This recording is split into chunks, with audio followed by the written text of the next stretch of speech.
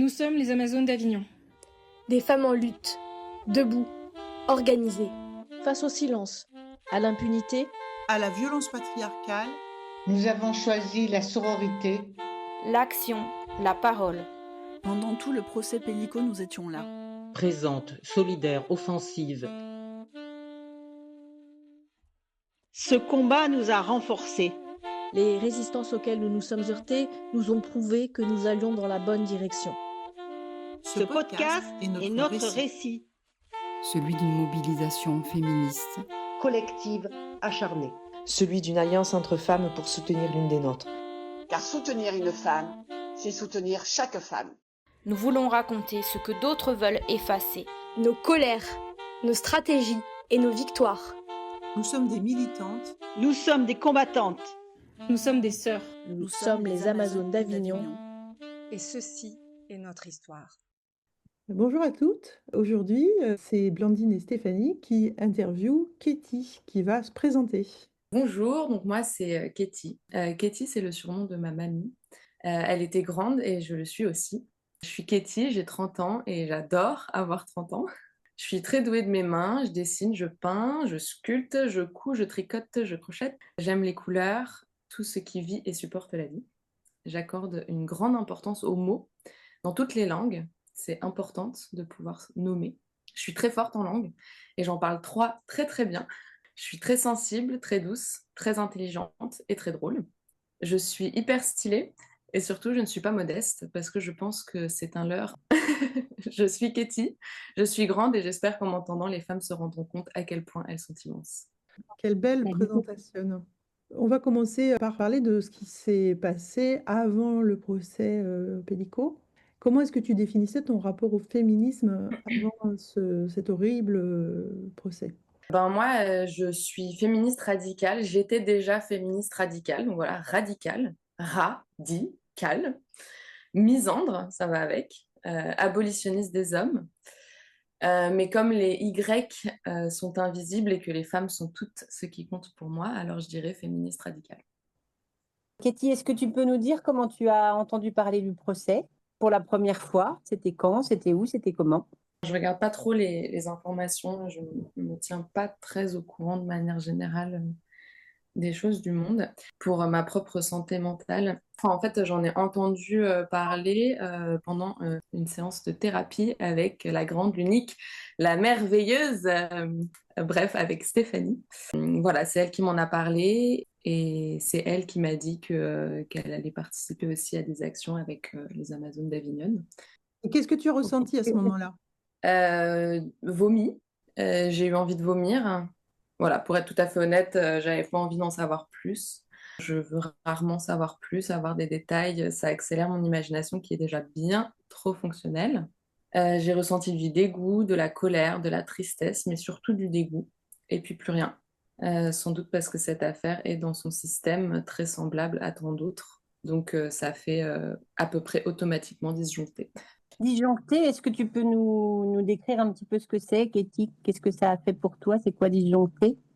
Je pense que c'est, comme me l'a expliqué ma merveilleuse thérapeute justement, c'est ce moment où en fait il y a il y a des réactivations en fait qui font des liens entre ce qu'on entend, ce qu'on voit et puis ce qu'on a nous-mêmes vécu. Alors, ça ne veut pas dire que c'est la même histoire, mais ça veut dire qu'il y a des liens qui se font et qui, du coup, réveillent ces hormones de stress qu'on accumule dans des moments de détresse et d'impuissance, que les Y, ce sont du coup les hommes, que les Y créent et nous font subir. Et du coup, ça se choque un peu cette bouteille de stress qui est secouée d'un coup un peu trop fort. Dans notre cerveau, ça envoie les drogues kétamine, morphine, hein, c'est ça? Les hormones de stress et après, effectivement, la dissociation. C'est ça, disjoncter? Ouais, c'est cette... Oui, c'est ça. Voilà. C'est ce moment où le cerveau vient se mettre en barrière, vient nous envoyer ces drogues-là pour ne plus vraiment ressentir et pour... voilà. C'était tellement violent à entendre que ça a créé une réactivation traumatique et que ça fait dissocier. C'est ça. Donc à partir de là, si je comprends bien, tu as un peu fermé les écoutilles, quoi. Tu t'es mise en sécurité. Disons que le fait qu'on en parle, j'en savais déjà trop. Ça a déjà, je pense, ça m'a ouvert en gros un éventail de beaucoup, beaucoup d'autres sujets, de beaucoup de choses qui a fait que, oui, là, pour moi, c'était trop. Mon cerveau a comme fait un petit blocage. Puis c'est OK d'en reparler après, plus tard. Mais c'est pour ça que je dis aussi que moi, personnellement, je regarde jamais les informations parce que ça active trop de choses en fait que j'arrive pas après à... Ça fait une sorte d'ébullition en fait que j'ai pas envie de ressentir. Puis c'est OK de savoir globalement ce qui s'est passé. Ça me donne déjà une bonne idée. Mais je pense que c'est étape par étape, quoi. J'aurais pas pu venir au procès comme ça d'un coup sans rien savoir du tout. Enfin, on avait quand même eu le temps d'en parler un peu avec Stéphanie. Alors du coup, tu es venue. Est-ce que tu peux raconter comment tu t'es engagée dans ce procès, à quel moment et à quelles actions tu as participé? Alors déjà, j'ai fait des super belles pancartes. J'ai collé, on a fait des collages aussi, mais ça, j'ai pas trop aimé parce qu'il y avait beaucoup de gens, il y avait trop de journalistes. Il fallait aller vraiment vite et puis comme c'était la première fois que je collais, j'étais pas très à l'aise. Je suis allée devant le procès avec ma pancarte et mes sœurs de colère, radicale, fière, forte. J'ai lu un texte que j'avais écrit d'un Y qui m'avait agressée, enfin un de ceux. C'était drôle. Je pense qu'on ne dit pas assez les choses comme elles devraient sortir, comme on devrait les vomir en fait. Je pense qu'on essaye trop souvent de rendre le dégueulasse et le vomi poétique alors que c'est dégueu et c'est à vomir. Ils nous ont fait croire que la mélancolie et la tristesse, la souffrance, tout ça c'était juste comme ça, incompréhensible, impalpable, indicible. Comme si c'était juste un état de fait de la condition humaine alors que non, non. Ils connaissent rien, ils sont débiles de sentiments et de ressentis. Ils nous noient volontairement. Et après, ils nous disent que ce qu'on ressent, il n'y a pas de mots. Cassez-vous. Je m'égare, mais plus je lis et plus ça m'énerve. Et plus j'écris les choses pour ce qu'elles sont, sans poésie, sans accepter qu'une douleur puisse être rien d'autre qu'une douleur. Et plus c'est belle. Parce que c'est censé, c'est à l'endroite. Donc c'était très important pour moi de lire ce que j'avais écrit. Et de cracher mon dégoût et mon seum de leur sale gueule de merde. Et pas des moindres, j'ai participé à l'action Entre femmes. D'être entre femmes, rat de femme, entre meufs sûres, entre femmes qui se regardent et qui se savent, la plus belle action. Et ça, je me souviens que quand tu as lu ton texte le 25 novembre devant le palais de justice, malgré l'ambiance du procès, malgré les textes de chacune, c'était quand même un moment très difficile de faire face à des violeurs, avec nos pancartes, de recevoir tout leur mépris, toute leur haine. Mais toi, tu as réussi à nous faire rire, Katie. Vraiment incroyable. Je me souviens très bien de ce moment aussi. C'est vrai qu'on était en cercle, devant le tribunal, mais en cercle. C'est-à-dire qu'on ne faisait pas face aux violeurs, on faisait face à nous-mêmes. Et chacune, à son tour, toutes celles qui le souhaitaient, ont pu parler de la violence masculine, de ce que ça leur avait fait, etc. Puisque c'était pour le 25 novembre. Et effectivement, il y a eu beaucoup d'émotions, il y a eu des larmes, il y a eu de l'angoisse, de la colère, mais il y a eu aussi beaucoup de rire. Et c'est vrai que tu nous as beaucoup fait rire avec tes mots qui sortaient directement de ton estomac. C'était vraiment hyper fort. Donc, merci. Ouais, je m'en souviens aussi d'ailleurs parce que on était toutes C'était une sorte d'arc de cercle qui faisait face au tribunal et puis il y avait certaines femmes aussi qui ont vaillamment et courageusement lu leur texte face aux journalistes. Donc, avec les femmes, en gros, là, cet arc de cercle de femmes qui étaient de dos à elles, du coup. Et moi, je m'étais retournée parce que je n'avais pas du tout envie de parler aux journalistes. J'avais envie de vous parler à vous, les femmes, et qu'on ait justement ce moment, de fermer ce cercle. C'est toi qui as initié effectivement je parle aux femmes, je ne parle pas aux journalistes ni aux violeurs derrière. Ça, c'était vraiment incroyable. Moi, je l'ai parlé dans l'autre sens. Moi, j'ai parlé tourné vers le tribunal, mais je me sentais très forte parce que j'avais toutes ces femmes autour de moi aussi. C'était vraiment puissant de sentir, je ne sais pas, comme une cohorte de femmes Une autour. armée, ouais. Enfin, Une armée de femmes derrière, oui, c'est ça. Donc, c'était une très belle action. Je suis d'accord avec toi. Et je voudrais juste du coup rajouter, parce que je parle du fait que c'est eux qui sont dégueux et puis qui sont à vomir, mais qui nous font croire qu'il y a beaucoup d'émotions comme la mélancolie, la tristesse, la souffrance, tout ça. Je dis que tout ça, c'est incompréhensible, indicible, enfin En ce moment, j'ai lu beaucoup de poésie, voilà, j'ai lu beaucoup d'anciennes poésies, puis je me suis rendu compte à quel point c'est vraiment n'importe quoi. Et voilà, et du coup, je voulais juste ajouter que c'est ça, en fait. On nous fait croire, en fait, que ces mots MAUX, que ce qu'ils nous font subir vraiment, que ce avec quoi on doit vivre et que ce à quoi on survit, il y a une forme de poésie, de beauté, que c'est ça aussi l'amour, c'est une distorsion cognitive continuelle de ce qui est vraiment. Et du coup, voilà, j'ai lu des poèmes et ça m'a mise très en colère parce que derrière ce masque des mots jolis ou des rimes, en fait, on entend et on comprend tout le dégueulasse et puis toute la haine des femmes de ces poètes, en fait. Et même les femmes qui écrivent des poésies, alors c'est sur un tout autre registre de manière générale, mais là encore, on sent vraiment la douleur en fait de ces femmes qui n'ont pas les armes pour nommer les violences qui leur ont été faites et qui restent dans un truc très mélancolique, dans une souffrance un peu comme si c'était là, comme si c'était en nous et que ça c'était qu'une personne l'a ou ne l'a pas. Je ne sais pas si c'est très clair ce que je dis, mais... Moi, ce que je comprends, c'est qu'en fait, on est complètement colonisé, notamment par leur vocabulaire et leurs émotions, et qu'on fait comme si c'était les nôtres. Et leurs fausses émotions, surtout. Bien sûr. Oui, quand ils appellent sexe des violences sexuelles, amour de l'emprise conjugale, forcément, quand les mots manquent, ça fait des distorsions cognitives. C'est ça, voilà. Donc, Katie, qu'est-ce que tu peux nous dire du mot sororité? Qu'est-ce que ça t'évoque? Pour moi, la sororité, c'est l'amour inné et eux. La sororité, c'est se connaître soi-même, déjà, et se reconnaître en nos sœurs, c'est-à-dire se connecter. C'est dire et se dire, et redire, et re-redire, pour que ce soit clair, pour que l'eau coule. La sororité, c'est apprendre à se regarder pour ce que nous sommes vraiment. Et c'est difficile. Je le vois de plus en plus, je pense aussi à mesure que ma féminisme s'enracine vraiment en moi, j'ai l'impression que je vois de plus en plus dans le visage et dans les interactions que j'ai avec les femmes, des moments où elles sont elles vraiment, qui sont séparées de moments où elles sont...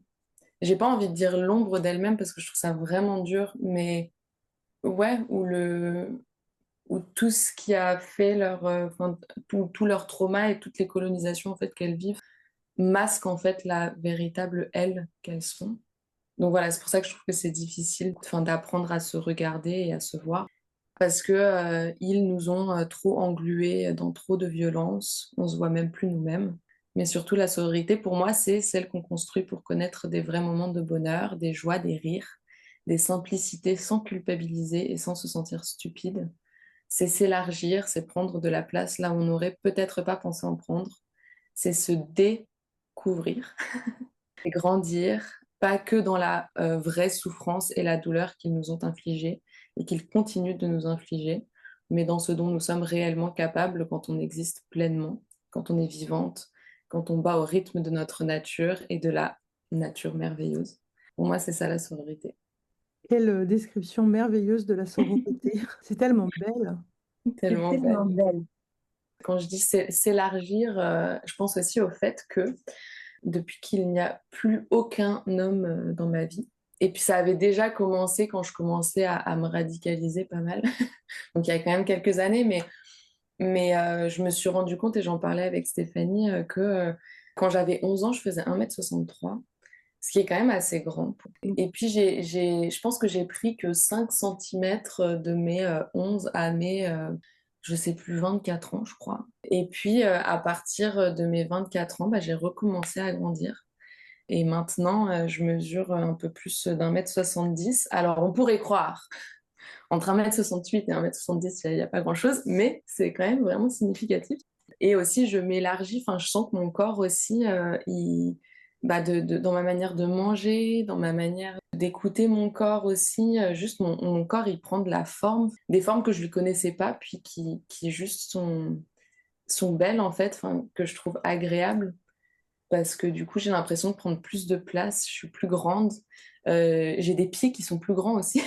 Je trouve ça vraiment drôle, mais c'est vrai, j'ai des pieds qui sont plus grands, donc c'est super pratique du coup pour donner des coups de pied dans les couilles, par exemple,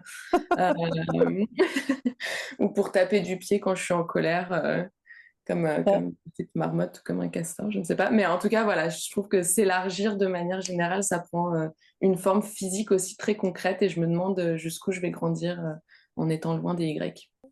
Donc, tu veux dire que de reprendre ta place, de prendre de plus en plus de place, ça permet aussi à ton corps d'en retrouver de l'espace. Ouais, ça lui donne une dimension, en fait, dont on manque cruellement de manière générale. On laisse un peu à notre corps la dimension qu'elle mérite. Donc la sororité, ça fait grandir. La sororité, ça fait s'élargir et ça fait grandir et des pieds aussi, visiblement. Donc, ça lutte contre les stéréotypes de genre qui fait que toutes les femmes doivent être petites, mignonnes, avec des petits pieds pour mettre dans des petites chaussures. C'est ça. D'ailleurs, chose que j'ai faite pendant très très longtemps. Pendant très longtemps, je me suis efforcée à mettre du 38 alors que vraiment, j'ai jamais fait du 38 et du coup, j'avais toujours hyper mal aux pieds alors que je passais mon temps à marcher parce que j'habitais à Paris et je détestais les transports en commun. Et c'est ça aussi le réel problème de la patriarcaptivité, c'est ça aussi, c'est mettre des choses qui font que notre corps, il se sent étriqué, il se sent petit, il se sent froissé et Ils sont contraints. pas possible, quoi. Ouais, c'est pas possible. Donc la première sororité, elle est envers toi-même. Ouais, mais cette sororité envers soi-même, elle se construit forcément dans l'altérité avec les autres femmes. Est-ce que c'était la première fois que tu t'engageais dans une action collective? Alors, une action comme celle-ci, oui. Après, moi, j'ai eu Enfin, ça a été la grande dualité un peu de ces dernières années en tant que féministe radicale, c'est que j'avais l'impression de ne pas être assez féministe radicale parce que justement, j'avais jamais fait d'action comme celle-ci, en fait. J'avais jamais fait d'action dans un espace public avec d'autres femmes. Pour moi, la sororité que j'avais envers les femmes que j'aimais, elle était très concrète dans ma vie de tous les jours. C'était vraiment beaucoup de discussions, beaucoup d'écoute, beaucoup de soutien. Mais voilà, ce que je veux dire, c'est que oui, c'était la première fois que je m'engageais dans une action comme celle-ci. Mais je pense que les autres actions féministes d'écouter ses amis et ses proches, c'est tout aussi féministe. Bien évidemment, le privé, il est politique aussi, ça c'est certain. Là, c'était vraiment une action organisée et collective, mais la sororité, tu sais la cultiver comme énormément de femmes au quotidien. À l'issue du procès, penses-tu que les femmes qui ont participé avec toi à cet événement du 25 novembre formaient une communauté de femmes, une sororité? Et est-ce que ce sentiment, il perdure pour toi encore aujourd'hui? Alors, je pense que celles qui étaient là s'en souviennent. Et je pense qu'on s'est toutes marquées les unes et les autres d'une manière assez spécifique et profonde. Même sans se connaître, même sans avoir vraiment parlé. Moi, j'ai regardé toutes les femmes qui m'entouraient, je les ai observées, c'est ma manière de comprendre. J'avais un peu peur au début de ne pas être assez radicale, de ne pas avoir assez montré, d'avoir jamais participé à une action collective, c'est ce que je disais, comme celle-ci. D'être pas assez ou trop, parce que de toute façon, c'est toujours ce qu'on vous dit. Et je me souviens, je m'étais dit, je suis pas sûre d'être à ma place ici, qu'est-ce que j'apporte en étant là? Et puis, rien que d'y penser, ça me serre la gorge, ça me la serre encore. Qu'est-ce que c'est qu'elle a comme émotion, Katie? Je pense que c'est le fait de se demander, en fait, qu'est-ce que j'apporte en étant là? C'est une question que je pense qui devrait pas avoir lieu d'être, en fait. Parce que... On a juste à être là ensemble. C'est surtout le simple fait d'être là, c'est déjà apporter quelque chose. Et s'il y a bien un endroit où être, c'est entouré de femmes qui se préparent à cracher, à gueuler, à insulter, à se révolter, à décoller une gifle avec moi ou avec des mots. Moi, je me souviens de toutes les femmes qui étaient là. Certaines sont plus présentes dans mes souvenirs que d'autres, mais c'est comme ça. On se touche pas toutes de la même manière et puis on n'est pas toutes au même moment de déconstruction de nos violences subies et c'est normal. Voilà, et pour moi, c'était toute ça, la communauté de femmes. Et oui, ça perdure encore aujourd'hui, puisqu'on continue à discuter, à prendre des nouvelles, ou juste à discuter de choses de vie de femme, un peu plus compliqué, quoi. Alors, qu'est-ce que tu ressens aujourd'hui quand tu repenses au procès, à nos actions et à ces moments? Franchement, j'en tremble encore parce que ça a réactivé énormément de choses, parce que quelque part, je vivais ça comme une nouvelle aventure qui m'emmenait loin. Parce qu'on va pas se mentir, j'en attendais beaucoup. Le procès, je sais pas. Enfin, j'y étais pas en soi. Moi, je suis pas rentrée dans la salle. Et puis d'ailleurs, j'avais pas envie de le faire. Les actions que j'ai faites en présence des femmes étaient très fortes et très intenses. Et ouais, j'en tremble. Voilà, toute ma bouteille, la bouteille d'hormones de stress dont je parlais tout à l'heure. Cette bouteille d'hormones du stress pas évacuée a débordé et puis déborde encore. Et j'ai souvent peur. Et en même temps que je sais être très courageuse. Donc voilà, j'ai appris ça de ces actions, que j'ai très peur et que je suis très courageuse. C'est particulier de se retrouver face à une trentaine d'hommes inculpés pour viol, donc de violeurs, qui sont en face de nous. Qui se cachent et qui nous filment aussi. Oui, qui se cachent, qui nous filment, qui nous insultent, qui nous provoquent. Forcément que ça réactive de la peur, bien évidemment, mais aussi beaucoup de courage, comme tu l'as dit. C'est aussi reconnaître que, bah oui, ok, on a peur, mais c'est pas parce qu'on a peur que ça nous empêche d'agir. Et des fois, voilà, c'est pareil, la peur, ça fait partie des émotions qu'on peut ressentir. Tout est fait pour qu'on ait peur, en fait, hein. De toute façon, Ouais. on peut penser, par exemple, à ce qui s'est passé la semaine dernière pour la fête de la musique. Ces centaines de filles qui ont été piquées comme ça, un peu aléatoirement, partout en France d'ailleurs, hein. Qu'est-ce que c'est si ce n'est pas une stratégie des hommes pour faire peur aux femmes et les empêcher de sortir? Donc, Imposer la peur et la terreur sans arrêt partout. de pas avoir peur, c'est normal parce qu'ils s'organisent pour qu'on ait peur, mais la résistance, c'est reconnaître qu'on a peur et faire quand même des choses. Et puis d'ailleurs, c'est vrai que, moi, je me souviens, quand je vivais à Paris, je me faisais tout le temps emmerder. Mais il y avait souvent ce petit truc en moi, je dirais cette avant-peur qui est très mélangée à l'adrénaline de faire quelque chose ou de répondre quelque chose. Il y a cette peur, en fait, qui est finalement très souvent beaucoup plus forte que ce qu'on met en place derrière. Enfin, moi, je sais que j'ai très, très souvent ouvert ma gueule et j'ai très souvent embrouillé des Y dans la rue. Et souvent, ce qui se passait avant dans mon corps était beaucoup plus fort, finalement, que le moment où je le laissais, en fait, sortir et où je commençais à taper un scandale, qui d'ailleurs, en général, leur faisait fermer leur gueule parce que ils s'y attendaient pas du tout.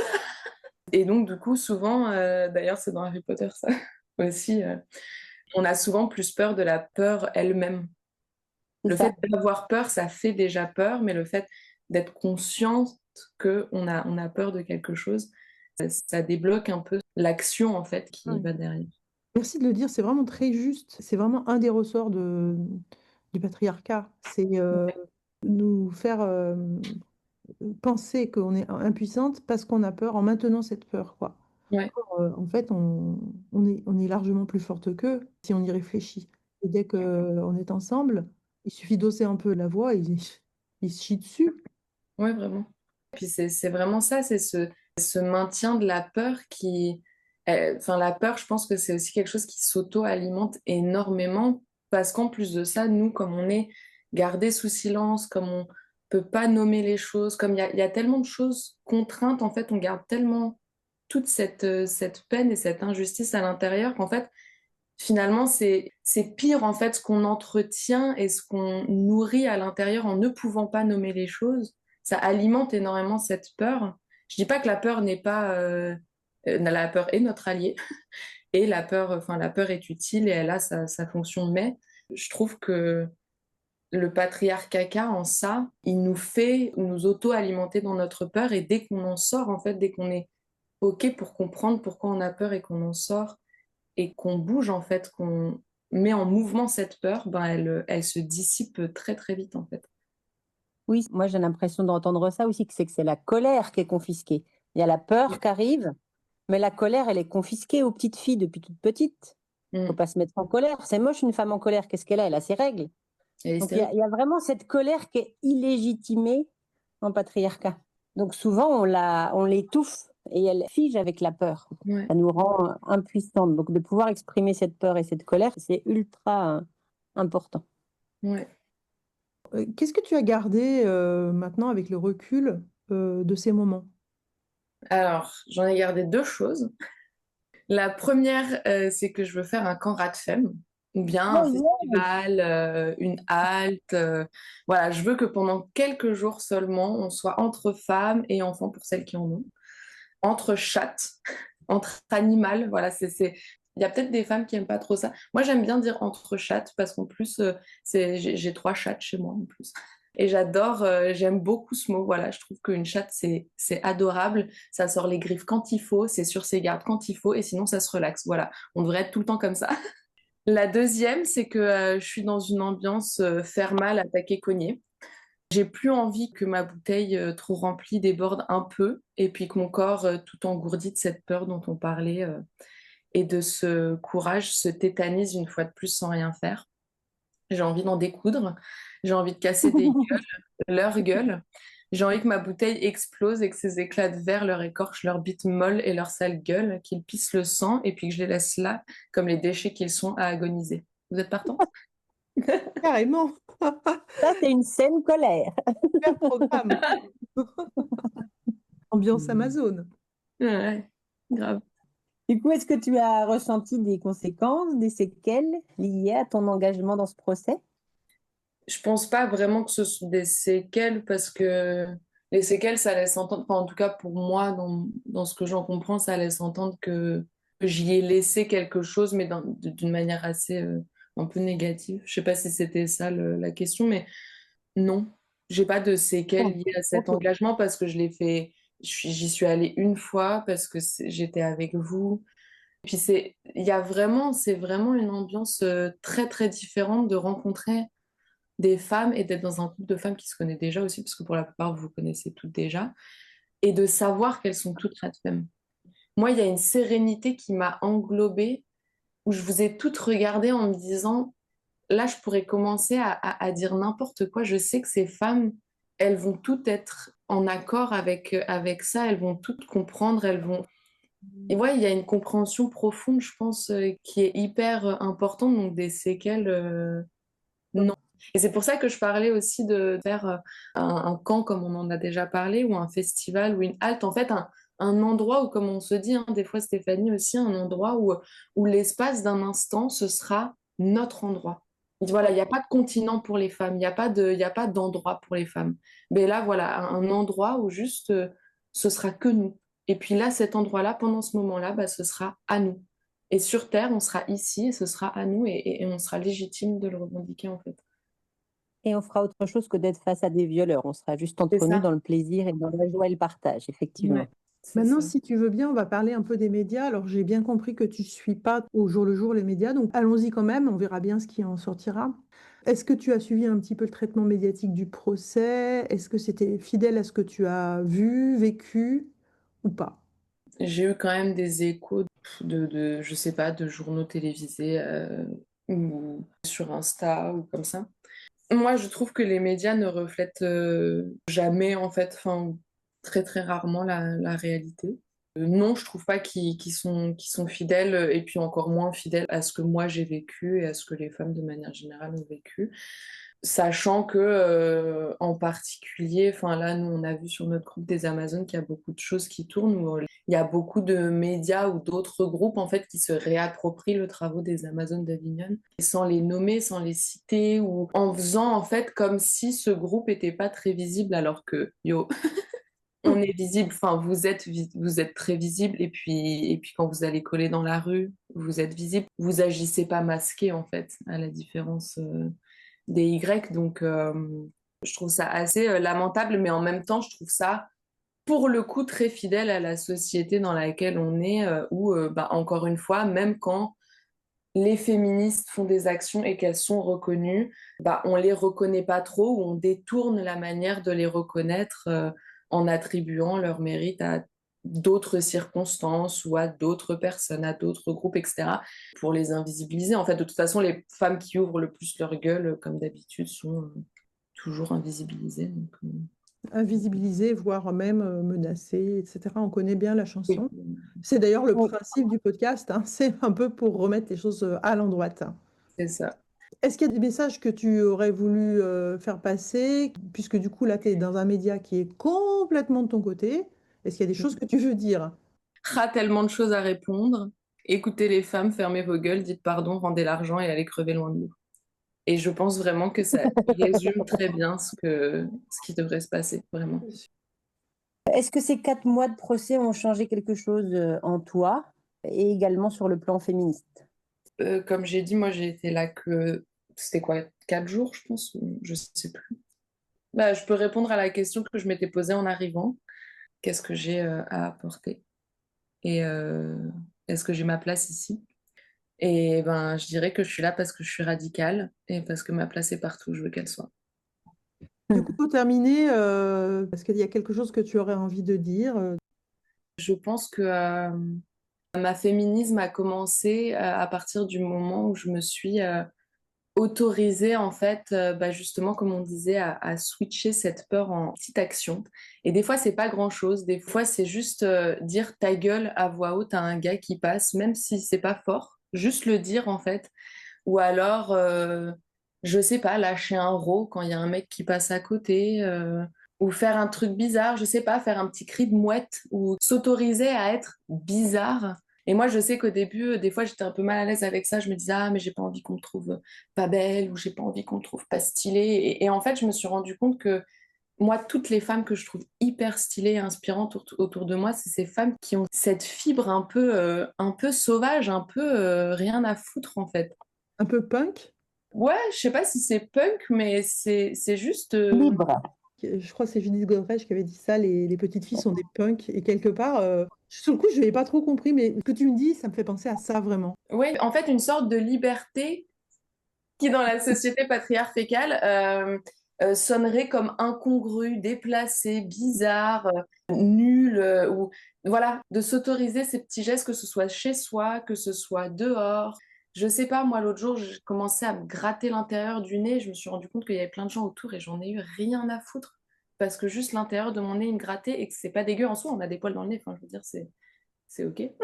Ça devrait l'être en tout cas. Après, je dis pas que je ferais ça là, entourée que de femmes. Parce que bon, ça peut être un peu chiant à voir. Mais là, quand il y a des hommes autour, je trouve qu'il y a vraiment une dimension à se réapproprier, en fait, une manière de marcher, une manière de faire des bruits bizarres, une manière de parler, une manière de rigoler gras et fort. Enfin, voilà, il y a juste un espace, en fait, à prendre et ça commence par des toutes petites choses. Et dès qu'on commence, on peut plus s'arrêter. Vous avez écouté Les Voix des Amazones d'Avignon, Justice pour Gisèle, Justice pour toutes. Notre voix pour la mémoire des luttes, notre sororité comme arme, notre force contre le patriarcat. Nous n'avons rien cédé et nous ne céderons rien. À bientôt pour un prochain épisode.